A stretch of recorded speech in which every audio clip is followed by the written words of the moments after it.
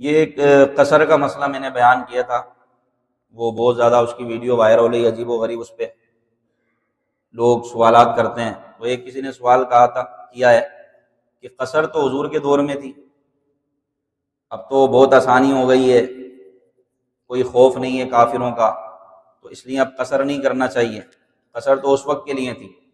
یہ اس نے اپنی منطق چلائی عقل کی۔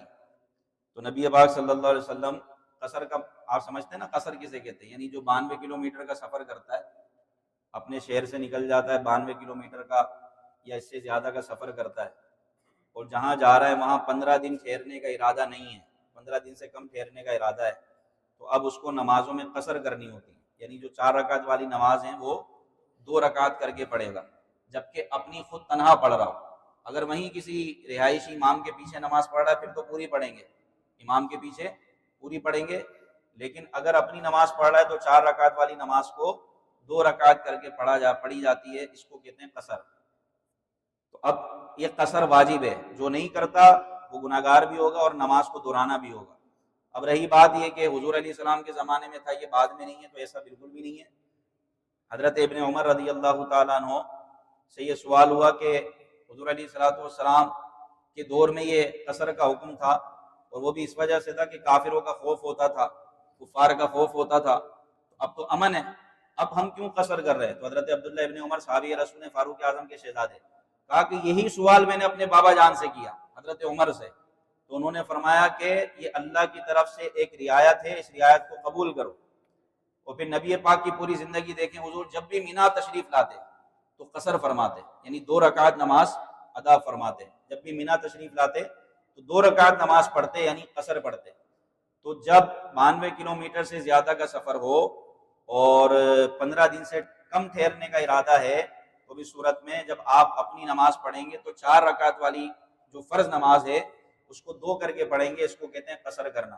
البتہ اگر حالت امن ہے، کوئی تھکاوٹ نہیں ہے، تو سنتیں بھی پڑھیں۔ قصر صرف فرض میں ہوتی ہے، سنتوں میں نہیں ہوتی، سنتیں پوری پوری پڑھی جائیں گی، صرف فرض میں قصر ہے۔ اب یہ سوال کہ بھئی یہ تو اس دور میں تھا، اب تو کوئی حاجت نہیں ہے، تو بھائی سعی جو ہم کرتے ہیں، سعی صفا مروہ کی سعی کرتے ہیں، یہ کیوں رکھی گئی تھی؟ یہ کس کی یاد ہے؟ بولے بھائی حضرت ہاجرہ کی یاد ہے نا، وہ پانی تلاش کر رہی تھی حضرت اسماعیل کے لیے، تو انہوں نے صفا مروہ کے چکر لگائے جو آج تک ہم لگا رہے ہیں، پانی بغل میں موجود ہے، ساتھ بچہ بھی موجود ہے، پھر بھی دوڑ رہے ہیں۔ کیوں دوڑ رہے ہو بھائی؟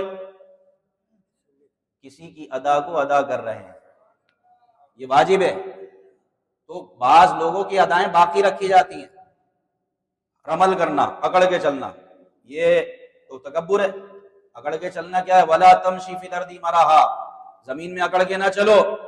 لیکن جب طواف کرتے ہیں ابتدائی 3 پھیروں میں کیا کرتے ہیں آپ؟ اکڑ کے چلتے ہیں، کیوں؟ نبی کی سنت ہے۔ اور یہ کیوں تھا؟ اس لیے کہ کفار جب صحابہ کرام طواف کرتے تھے تو صحابہ کرام جو تھے وہ کمزور تھے، نحیف تھے، تھکے ہوتے تھے، اب کفار ان کا مذاق اڑاتے، بولتے یہ دیکھو غریبوں کو، یہ طواف کر رہے ہیں، ان میں تو جان ہی نہیں ہے۔ حضور نے فرمایا اکڑ کے چلو، ان کو دکھاؤ اپنی شان و شوکت۔ تو طواف کے ابتدائی 3 پھیروں میں، 3 چکروں میں رمل کرنا، اکڑ کے چلنا، یہ سنت ہے۔ اور یہ ایک ایسی عظیم سنت ہے جو کعبے کے طواف کے دوران کسی اور جگہ ہو ہی نہیں سکتی۔